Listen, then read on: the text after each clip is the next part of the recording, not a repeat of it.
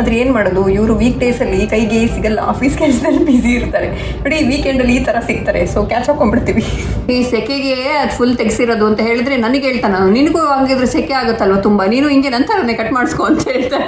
ನೀವು ತುಂಬ ಜನ ನನಗೆ ಹೇಳಿದ್ರಿ, ನೀವು ಒಂದು ಇನ್ಫ್ಲೂಯೆನ್ಸರ್ ಥರ ಆಗಿದ್ದೀರಾ, ಇವಾಗ ಇನ್ಫ್ಲೂಯೆನ್ಸರ್ ಆಗಿಬಿಟ್ಟು ಒಂದು ಯೂಟ್ಯೂಬರ್ ಆಗಿಬಿಟ್ಟು ನೀವು ಈ ಥರ ಹೊರಗಡೆ ಹೋಗಿ ತೋರಿಸಿದ್ರೆ ಜನಕ್ಕೆ ಅದೊಂದು ಬ್ಯಾಡ್ ಮೆಸೇಜ್ ಪಾಸ್ ಆಗುತ್ತಲ್ವಾ ಅಂತ. Hello everyone, good morning. Saturday ಇವತ್ತು ಗುಡ್ ಮಾರ್ನಿಂಗ್ ಅಂತ ಹೇಳೋಕ್ಕೆ ನಾನು ಒಬ್ಬಳೇ ಇದ್ದೀನಿ, ಹೊರಗಡೆ ಹೋಗ್ತಾ ಇದ್ದೀನಿ ಒಂದು ರೌಂಡು. ವೀಕೆಂಡ್ ಅವರಿಬ್ಬರೂ ಮನೆಯಲ್ಲೇ ಬಿಟ್ಟು ನಾನಿವಾಗ ಒಂದು ಪಾರ್ಲರ್ಗೆ ಹೋಗೋಣ, ಒಂದು ಸ್ವಲ್ಪ ಐಬ್ರೋಸ್ ಥ್ರೆಡ್ಡಿಂಗ್ ಮಾಡ್ಕೊಂಬರೋಣ. ಒಂದು 4 ತಿಂಗಳು ಆಯ್ತಲ್ವಾ, ಸೊ ಒಂದು ಥ್ರೆಡ್ಡಿಂಗ್ ಮಾಡ್ಕೊಂಬರೋಣ ಅಂತ ಹೊರಟಿದ್ದೀನಿ ಪಾರ್ಲರ್ಗೆ. ಆ್ಯಂಡ್ ಲಾಸ್ಟ್ ಟೈಮ್ ನಾವು ಶಾಪಿಂಗ್ಗೆ ಹೊರಗಡೆ ಹೋಗಿದ್ದಾಗ ನನಗೆ ತುಂಬ ಕಮೆಂಟ್ ಸೆಕ್ಷನಲ್ಲಿ ಕಮೆಂಟ್ಸ್ ಬಂದಿತ್ತು, ಇಷ್ಟೊಂದೆಲ್ಲ ಕೊರೋನಾ ಇದೆ, ಯಾಕೆ ಹೋಗ್ತೀರಾ ಹೊರಗಡೆ ಅಂತೆಲ್ಲ ತುಂಬ ಜನ ನೀವು ಕಮೆಂಟ್ ಹಾಕಿದ್ರಿ. ಬಟ್ ನಾವು ಇಲ್ಲಿ ಯಾವ ಥರ ಪರಿಸ್ಥಿತಿ ಇದೆ ಅದನ್ನು ನೋಡಿಕೊಂಡೇ ಹೋಗ್ತಾ ಇರೋದು. ಅಂದರೆ ಇವಾಗ ಇಲ್ಲಿ ಅಷ್ಟೊಂದು ಒಂದು ಸ್ವಲ್ಪ ಕಮ್ಮಿ ಆಗಿದೆ. ಸೊ ಆಲ್ಮೋಸ್ಟ್ ಒಂದು ನಾರ್ಮಲ್ ಲೈಫ್ಗೆ ರಿಟರ್ನ್ ಆಗ್ತಾ ಇದೆ ಕ್ಯಾನಡಾ. ಸೊ ಹಾಗಾಗಿ ನಾವು ಅದೆಲ್ಲ ತಲೆಯಲ್ಲಿ ಇಟ್ಕೊಂಡು ಪ್ರಿಕಾಷನ್ಸ್ ತೊಗೊಂಡೇ ಹೊರಗಡೆ ಹೋಗೋದು. ಸೊ ನೀವು ತುಂಬ ಜನ ನನಗೆ ಹೇಳಿದ್ರಿ, ನೀವು ಒಂದು ಇನ್ಫ್ಲೂಯೆನ್ಸರ್ ಥರ ಆಗಿದ್ದೀರಾ, ಇವಾಗ ಇನ್ಫ್ಲೂಯೆನ್ಸರ್ ಆಗಿಬಿಟ್ಟು ಒಂದು ಯೂಟ್ಯೂಬರ್ ಆಗಿಬಿಟ್ಟು ನೀವು ಈ ಥರ ಹೊರಗಡೆ ಹೋಗಿ ತೋರಿಸಿದ್ರೆ ಜನಕ್ಕೆ ಅದೊಂದು ಬ್ಯಾಡ್ ಮೆಸೇಜ್ ಪಾಸ್ ಆಗುತ್ತಲ್ವಾ ಅಂತ. ಬಟ್ ಆಬ್ವಿಯಸ್ಲಿ ಇಂಡಿಯಾದಲ್ಲಿ ಇವಾಗ ಜಾಸ್ತಿ ಇದೆ ಅಂದರೆ ನೀವು ಅದು ನಿಮ್ಗೆ ಗೊತ್ತೇ ಇದೆ ಯಾವ ಥರ ಇದೆ ಇಂಡಿಯಾದಲ್ಲಿ ಸಿಚುವೇಶನ್ ಅಂತ. ಸೊ ಅದನ್ನು ನೀವು ನೋಡ್ಕೊಂಡು ಹೋಗಬೇಕಾಗತ್ತೆ. ನಾನು ಇಂಡಿಯಾದಲ್ಲಿಲ್ಲ, ಇಲ್ಲಿರೋದ್ರಿಂದ ನಾನು ಇಲ್ಲಿನ ಸಿಚುವೇಶನ್ ಯಾವ ಥರ ಇದೆ ಅದನ್ನೆಲ್ಲ ನಾವು ತಲೆಯಲ್ಲಿ ಇಟ್ಕೊಂಡೇ ನಮ್ಗೆ ಹೆಂಗಾಗುತ್ತೆ ಹಾಗೆ ಹೊರಗಡೆ ಹೋಗ್ತಾ ಇದ್ದೀವಿ. ಇವಾಗ ಒಂದು ಸ್ವಲ್ಪ ಇಲ್ಲಿ ನಾರ್ಮಲ್ ಆಗಿರೋದ್ರಿಂದ.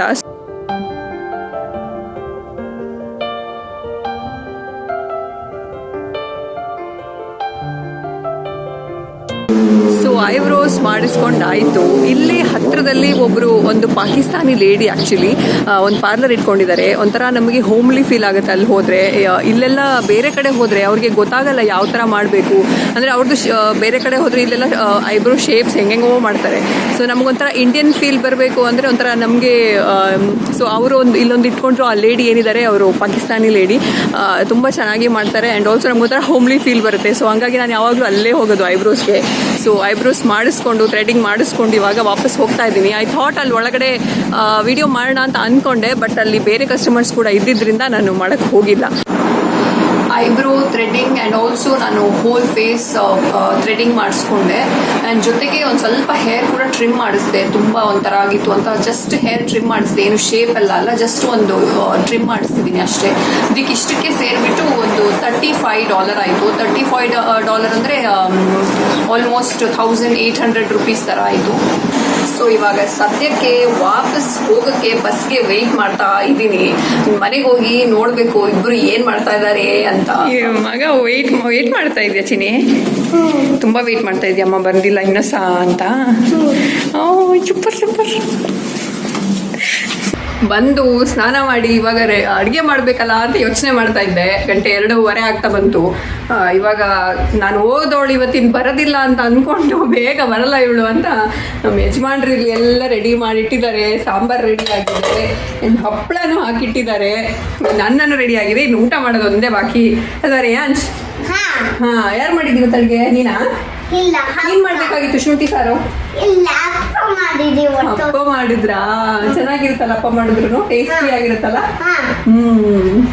ಇದು ನೋಡಿ, ಇದು ಮಜ್ಜಿಗೆ ಮೆಣಸು ಅಂತ ನಮ್ಮ ಊರಲ್ಲೆಲ್ಲ ಏನು ಸಿಗುತ್ತೆ ಈ ಥರ ಮಜ್ಜಿಗೆ, ಹಸಿ ಮೆಣಸು ಇದು ಮಾಡಿಬಿಟ್ಟು ಮಜ್ಜಿಗೆ ಮೆಣಸು ಅಂತ ಏನು ಮಾಡ್ತಾರೆ, ಅದು ಇಲ್ಲೂ ನಮಗೊಂದು ಸಿಕ್ತು ಇಲ್ಲೊಂದು ತಮಿಳ್ ಸ್ಟೋರಲ್ಲಿ. ಸೊ ತುಂಬ ಖುಷಿ ಆಯಿತು. ಇದು ನನ್ನ ಫೇವ್ರೇಟ್ ಇದು. ಸೊ ಇವಾಗ ತಂದು ಅದನ್ನು ಕರೆದು ಇವಾಗ ಊಟದ ಜೊತೆ ಹಾಕೊಂಡು ತಿಂತಾ ಇದ್ದೀವಿ. ಆಲ್ ಮಿಕ್ಸ್ ಸಾಂಬಾರ್, ಪೊಟ್ಯಾಟೊ ಇದೆ, ಕ್ಯಾರೆಟ್ ಇದೆ, ನುಗ್ಗೆಕಾಯಿನೂ ಇದೆ. ಸೊ ಇವಾಗ ಊಟ ಮಾಡಿಬಿಟ್ಟು ಆಮೇಲೆ ಮಾತಾಡೋಣ. ಆ್ಯಂಡ್ ನಾವು ಮನೆಯಲ್ಲೇ ಎಷ್ಟೇ ವ್ಯಾಕ್ಸಿಂಗ್ ಅಥವಾ ಐಬ್ರೋಸ್ ಪ್ಲಕ್ ಮಾಡಿಕೊಂಡ್ರು ಮನೆಯಲ್ಲೇ ಕುತ್ಕೊಂಡು ಅದು ಪಾರ್ಲರ್ಗೆ ಹೋಗಿ ಥ್ರೆಡ್ಡಿಂಗ್ ಮಾಡಿಕೊಂಡ್ರೇ ಅದೊಂದು ಸ್ಯಾಟಿಸ್ಫ್ಯಾಕ್ಷನ್ ಸಿಗೋದು. ಒಂಥರ ಮುಖದ್ದು ಒಂದು ಸ್ವಲ್ಪ ಗ್ಲೋ ಚೆನ್ನಾಗಿ ಬರುತ್ತೆ ಆಮೇಲೆ. ಸೊ ತುಂಬ ದಿನ ಒಂದು 4 ತಿಂಗಳು ಮನೇಲಿ ಕೂತು ಕಾಡು ಥರ ಬೀಳ್ತಿದ್ದ ಐಬ್ರೋಸ್ ಅಂತೂ ಇವತ್ತು ಸ್ವಲ್ಪ ಕ್ಲೀನ್ ಆಯಿತು. ನಾನು ಆವಾಗಲೇ ಹೇಳ್ದಂಗೆ ಇಲ್ಲಿ ಬರೀ ಥ್ರೆಡ್ಡಿಂಗ್ ಅಂದರೆ $6 ಇದೆ. $6 ಅಂದರೆ ಆಲ್ಮೋಸ್ಟ್ 320 ರೂಪೀಸ್ ಥರ ಆಯಿತು.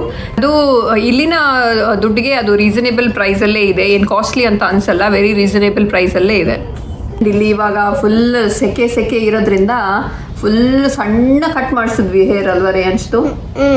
ತುಂಬಾ ಬಂದಿತ್ತು, ಅವ್ನಿಗೆ ಇರಿಟೇಷನ್ ಆಗ್ತಿತ್ತು ಅದು ಸೆಕೆಗೆ, ಅದಕ್ಕೆ ಫುಲ್ ಸಣ್ಣದಾಗಿ ಕಟ್ ಮಾಡಿಸಿದ್ವಿ. ಅದಕ್ಕೆ ನಾನು ಅವನಿಗೆ ಹೇಳ್ತೀನಿ ಸೆಕೆಗೆ ಅದು ಫುಲ್ ತೆಗ್ಸಿರೋದು ಅಂತ ಹೇಳಿದ್ರೆ ನನಗೆ ಹೇಳ್ತಾನೆ, ನಿನಗೂ ಹಂಗಿದ್ರೆ ಸೆಕೆ ಆಗುತ್ತಲ್ವ ತುಂಬಾ, ನೀನು ಹಿಂಗೆ ನಂತರನೇ ಕಟ್ ಮಾಡಿಸ್ಕೊ ಅಂತ ಹೇಳ್ತಾನೆ ಅವನು ನನಗೆ ಅಲ್ವಾ ರೇಯನ್ಸ್. ಅವನ ತರ ನಾನು ಕಟ್ ಮಾಡಿಸ್ಕೋಬೇಕಂತೆ ನನಗೂ ಸೆಕೆ ಆದ್ರೆ. ನಾನು ಹೊರಗಡೆ ಹೋಗಿ ಬಂದು ಒಳಗಡೆ ಬಂದ ತಕ್ಷಣವೇ ಮಳೆ ಬರೋಕ್ಕೆ ಸ್ಟಾರ್ಟ್ ಆಯಿತು ಒಂದು ಸ್ವಲ್ಪ. ಸೊ ಇವಾಗ ಫುಲ್ ತಂಪಾಗಿದೆ ಆ್ಯಂಡ್ ಆಲ್ಸೋ ಇನ್ನೂ ಫುಲ್ ಬ್ಲ್ಯಾಕ್ ಕ್ಲೌಡ್ಸ್ ಇದೆ. ಸೊ ಇನ್ನು ಸಂಜೆ ತನಕನೂ ಮಳೆ ಆಗೋ ಎಲ್ಲ ಚಾನ್ಸಸ್ ಇದೆ. ಸೊ ಒಂದ್ಸರಿ ಎಲ್ಲ ತಂಪಾಯಿತು ಇಲ್ಲಿ ಜಾಗ ಎಲ್ಲ.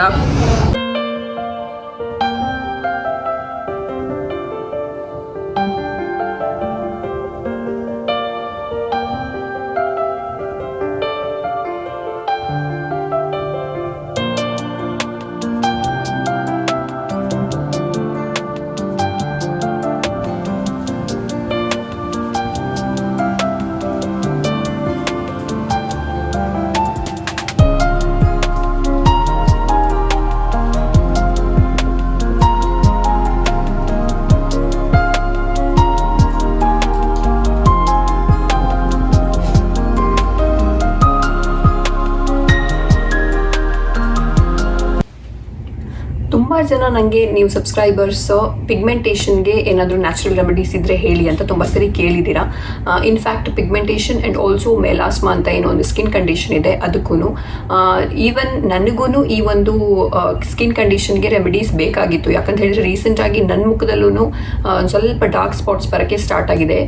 ಈ ಪಿಗ್ಮೆಂಟೇಷನ್ ಅನ್ನೋದು ಕೆಲವ್ರ ಮುಖದಲ್ಲಿ ತುಂಬ ಆಬ್ವಿಯಸ್ ಆಗಿ ಕಾಣುತ್ತೆ, ಅಂದರೆ ತುಂಬ ಡಾರ್ಕ್ ಸ್ಪಾಟ್ಸ್ ಏನಿದೆ ಅದು ತುಂಬ ಆಬ್ವಿಯಸ್ ಆಗಿರುತ್ತೆ. ಬಟ್ ಕೆಲವ್ರ ಮುಖದಲ್ಲಿ ಸ್ವಲ್ಪ ಲೈಟ್ ಆಗಿರುತ್ತೆ ಅದು. ಇದನ್ನ ಇನ್ಫ್ಯಾಕ್ಟ್ ಲೇಸರ್ ಟ್ರೀಟ್ಮೆಂಟ್ ಮಾಡಿಕೊಂಡು ತುಂಬ ಜನ ಅದನ್ನ ಕಡಿಮೆ ಮಾಡ್ಕೊತಾರೆ. ಬಟ್ ಈವನ್ ಕೆಲವೊಂದು ನ್ಯಾಚುರಲ್ ರೆಮಿಡೀಸ್ ಯೂಸ್ ಮಾಡಿಕೊಂಡು ಕೂಡ ಇದ್ರದ್ದು ಏನಿದೆ ಆ ಪಿಗ್ಮೆಂಟೇಷನ್ ಇಂಟೆನ್ಸಿಟಿ ಏನಿದೆ ಅದನ್ನು ಒಂದು ಸ್ವಲ್ಪ ಕಮ್ಮಿ ಮಾಡ್ಕೋಬೋದು, ಲೆಸ್ ಆಬ್ವಿಯಸ್ ಆಗಿ ಕಾಣೋ ಥರ ಖಂಡಿತವಾಗ್ಲೂ ಮಾಡ್ಕೋಬೋದು. ಈವನ್ ನನ್ನ ಒಬ್ಬ ಫ್ರೆಂಡ್ ಬ್ಯೂಟಿಷಿಯನ್ ಇದ್ದಾರೆ, ಅವ್ರಿಗೆ ನಾನು ಕೇಳಿದಾಗ ಡಾರ್ಕ್ ಸ್ಪಾಟ್ಸ್ಗೆ ಪಿಗ್ಮೆಂಟೇಷನ್ಗೆ ಏನು ಮಾಡ್ಬೋದು ಅಂತ, ಅವ್ರು ನನಗೆ ಇಮಿಡಿಯೇಟ್ ಆಗಿ ಹೇಳಿದ್ದು ಪೊಟ್ಯಾಟೊ ಅಪ್ಲೈ ಮಾಡಿ ಅಂತ, ಪೊಟ್ಯಾಟೊ ಜ್ಯೂಸು. ಈ ಪೊಟ್ಯಾಟೊ ಅಲ್ಲಿ ಇದು ತುಂಬ ಆ್ಯಂಟಿ ಏಜಿಂಗ್ ಗುಣಗಳು ಕೂಡ ಇರೋದ್ರಿಂದ ಇದು ತುಂಬಾ ಚೆನ್ನಾಗಿ ಈ ಪಿಗ್ಮೆಂಟೇಷನ್ಗೆ ಆಗಿರ್ಬೋದು ಅಥವಾ ಡಾರ್ಕ್ ಸ್ಪಾಟ್ಸ್ಗೂ ತುಂಬ ಚೆನ್ನಾಗಿ ಕೆಲಸ ಮಾಡುತ್ತೆ. ಆ್ಯಂಡ್ ಇದು ಆ್ಯಂಟಿ ಏಜಿಂಗ್ ಆಗಿರೋದ್ರಿಂದ ಒಂದು ಈವನ್ ಡಾರ್ಕ್ ಸರ್ಕಲ್ಸ್ಗೂ ಕೂಡ ಇದನ್ನ ಕಂಟಿನ್ಯೂಸ್ ಆಗಿ ನೀವು ಅಪ್ಲೈ ಮಾಡ್ತಾ ಇದ್ರೆ ಇದು ತುಂಬ ಚೆನ್ನಾಗಿ ಸ್ಕಿನ್ ಮೇಲೆ ಕೆಲಸ ಮಾಡುತ್ತೆ ಅಂತ ನನಗೆ ಹೇಳಿದ್ರು ಅವರು.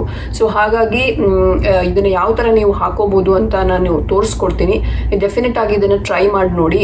ಸೊ ಪಿಗ್ಮೆಂಟೇಷನ್ಗೆ ಇದು ಖಂಡಿತವಾಗ್ಲೂ ತುಂಬ ಚೆನ್ನಾಗಿ ವರ್ಕ್ ಆಗುತ್ತೆ. ಮೊದಲನೇದಾಗಿ ಒಂದು ಆಲೂಗಡ್ಡೆನ ಸಿಪ್ಪೆ ಸುಲಿದ್ಬಿಟ್ಟು ಗ್ರೇಟ್ ಮಾಡಿಟ್ಕೊಳ್ಳಿ. ಗ್ರೇಟ್ ಮಾಡ್ಕೊಂಡಿರೋ ಆಲೂಗಡ್ಡೆನ ಒಂದು ಬಟ್ಟೆಗೆ ತಗೊಂಡ್ಬಿಟ್ಟು ಬಟ್ಟೆಯಲ್ಲಿ ಅದರದ್ದು ಜ್ಯೂಸ್ ಏನಿದೆ ಆಲೂಗಡ್ಡೆ ಜ್ಯೂಸ್ ಅದನ್ನು ಒಂದು ಬೌಲ್ಗೆ ತೆಕ್ಕೊಂಬಿಡಿ. ಇದನ್ನು ನೀವು ಮಿಕ್ಸಿಗೆ ಹಾಕಿ ಕೂಡ ಮಾಡ್ಕೋಬೋದು. ಅದಕ್ಕೆ ಒಂದು ಸ್ವಲ್ಪ ಒಂದು 1 ಟೀ ಸ್ಪೂನ್ ಅಷ್ಟು ನಿಂಬೆಹಣ್ಣಿನ ರಸನ ಹಿಂಡ್ಕೊಂಡ್ಬಿಟ್ಟು ಪಿಗ್ಮೆಂಟೇಷನ್ ಆಗಿರೋ ಜಾಗಕ್ಕೆ ಒಂದು ಕಾಟನ್ ಬಾಲ್ ಯೂಸ್ ಮಾಡಿಕೊಂಡು ಅಪ್ಲೈ ಮಾಡ್ಕೊಳ್ಳಿ.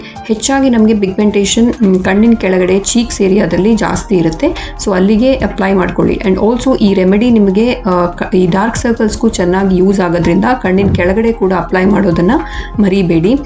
ಇದನ್ನು ಅಪ್ಲೈ ಮಾಡಿಕೊಂಡು ಒಂದು 1/2 hour ಬಿಟ್ಕೊಂಡ್ಬಿಟ್ಟು ನೀರು ಹಾಕ್ಕೊಂಡು ಮುಖನ ತೊಳ್ಕೊಳ್ಳಿ. ಆ್ಯಂಡ್ ಇದನ್ನು ನೀವು ಡೈಲಿ ಕೂಡ ಯೂಸ್ ಮಾಡ್ಬೋದು. ಆಗಿಲ್ಲ ಅಂದರೆ ಒಂದು ವಾರಕ್ಕೆ 2-3 ಸರಿನಾರು ಕಂಟಿನ್ಯೂಸ್ ಆಗಿ ಯೂಸ್ ಮಾಡೋದ್ರಿಂದ ಪಿಗ್ಮೆಂಟೇಷನ್ ಒಂದು ಕಂಟ್ರೋಲ್ಗೆ ಬರುತ್ತೆ, ಅದರ ಡಾರ್ಕ್ ಸ್ಪಾಟ್ಸ್ ಕೂಡ ಕಮ್ಮಿ ಆಗುತ್ತೆ. ಇವತ್ತು ವೀಕೆಂಡ್ ಆಗಿರೋದ್ರಿಂದ ಇವರಿಗೆ ಮತ್ತೆ ಫುಲ್ಲು ಅಡುಗೆ ಮೂಡಲ್ಲಿದ್ದಾರೆ. ಮಧ್ಯಾಹ್ನ ಇವರೇ ಮಾಡಿದ್ದು, ಬಟ್ ಇವಾಗ ಸಂಜೆಗೆ ಪನೀರ್ ಸ್ಕ್ಯೂವರ್ಸ್ ರೆಡಿ ಆಗ್ತಾ ಇದೆ. ಇವು ಎಷ್ಟು ಒಂದು ಲಕ್ಕಿ ಅಂದರೆ ನಾನು ಇವತ್ತು ಫುಲ್ ಕೂತ್ಕೊಂಡು ತಿನ್ನೋ ಒಂದು ಮಜಾ ಇವತ್ತು ನನಗೆ. ಇವಾಗ ಪನೀರ್ ಸ್ಕ್ಯೂವರ್ಸ್ ರೆಡಿ ಆಗ್ತಾ ಇದೆ. ಅವರು ಹೆಂಗೆ ಮಾಡ್ತಾರೆ ಅಂತ ನಾನು ತೋರಿಸ್ತೀನಿ ನಿಮಗೆ. ಒಂದು ಸ್ಮೈಲ್ ಸಿಗ್ಬೋದಾ ಸರ್?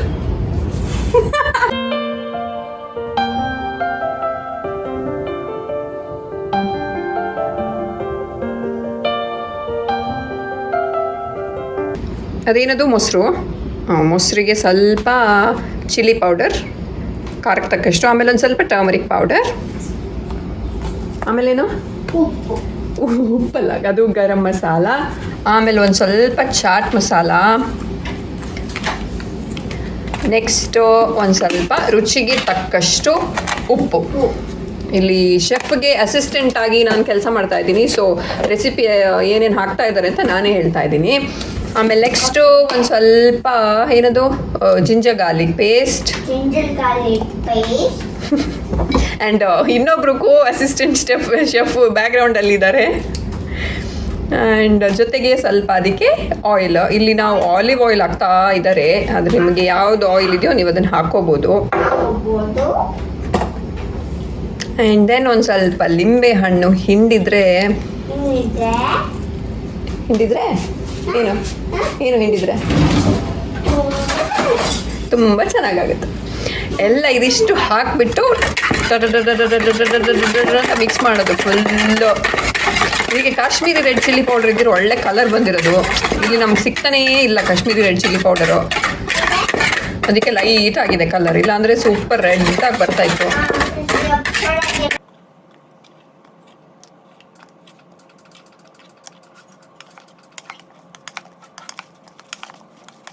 ಸೊ ಈ ಥರ ಎಲ್ಲ ಮಿಕ್ಸ್ ಮಾಡಿಬಿಟ್ಟು ಇದೊಂದು 10 ನಿಮಿಷ 15 ನಿಮಿಷ ಇಟ್ಬಿಟ್ಟು ಆಮೇಲೆ ಈ ಥರ ಸ್ಟ್ಯೂವರ್ಸ್ಗೆ ಚುಚ್ಚಿಬಿಟ್ಟು ಗ್ರಿಲ್ ಮಾಡಿ ತಿಂತಾ ಇದ್ದರೆ ಚೆನ್ನಾಗಿರುತ್ತೆ. ಸ್ಟ್ಯೂವರ್ಸ್ ಇಲ್ಲ ಅಂದರೂ ಅರ್ಜೆಂಟಿಗೆ ಅವನ ಇಕ್ಲೆಲ್ಲ ಮೈಪ್ಸೂಡಿ ಇತ್ತಂಡ ಕ್ಲೀನ್ ಐನ್ಲ ಕುತ್ತೋಲಿರ್ಬೇಕು.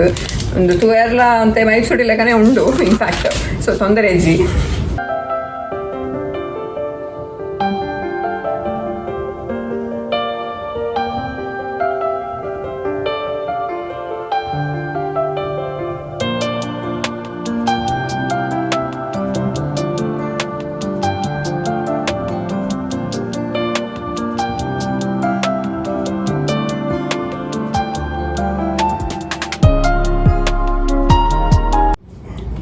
ಇವರನ್ನು ಇನ್ಕ್ಲೂಡ್ ಮಾಡಿ ಯಾವಾಗಲೂ ನಿಮ್ಮ ಬ್ಲಾಗಲ್ಲಿ ಅಂತ ನನಗೆ ಕಮೆಂಟ್ ಸೆಕ್ಷನಲ್ಲಿ ತುಂಬ ಬೇಡಿಕೆಗಳು ಬರ್ತಾ ಇರುತ್ತೆ. ಆದರೆ ಏನು ಮಾಡೋದು, ಇವರು ವೀಕ್ ಡೇಸಲ್ಲಿ ಕೈಗೆ ಸಿಗಲ್ಲ, ಆಫೀಸ್ ಕೆಲಸದಲ್ಲಿ ಬ್ಯುಸಿ ಇರ್ತಾರೆ. ನೋಡಿ ವೀಕೆಂಡಲ್ಲಿ ಈ ಥರ ಸಿಗ್ತಾರೆ. ಸೊ ಕ್ಯಾಚ್ ಹಾಕೊಂಡ್ಬಿಡ್ತೀವಿ. ನೋಡಿದ್ದೀನಿ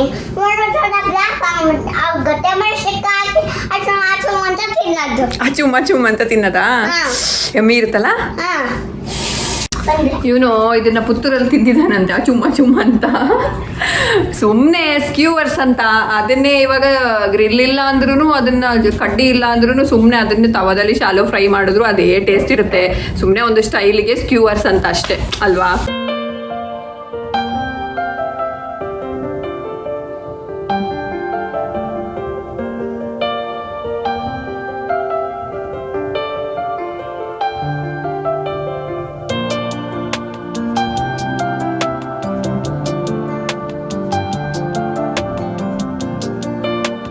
ಈ ವಿಡಿಯೋ ಮತ್ತೆ ಲೈಕ್ ಮಾಡಿ ಶೇರ್ ಮಾಡಿ. ಇಷ್ಟ ಆಗಿದ್ರೆ ಲೈಕ್ ಮಾಡಿ ಶೇರ್ ಮಾಡಿ ಸಬ್ಸ್ಕ್ರೈಬ್ ಮಾಡಿ. ನೆಕ್ಸ್ಟ್ ವಿಡಿಯೋದಲ್ಲಿ ಸಿಗ್ತೀವಿ. ಅಲ್ಲಿ ತನಕ ಎಲ್ಲರೂ ಖುಷಿಯಾಗಿರಿ. Tata bye bye. Perfect. Thank you.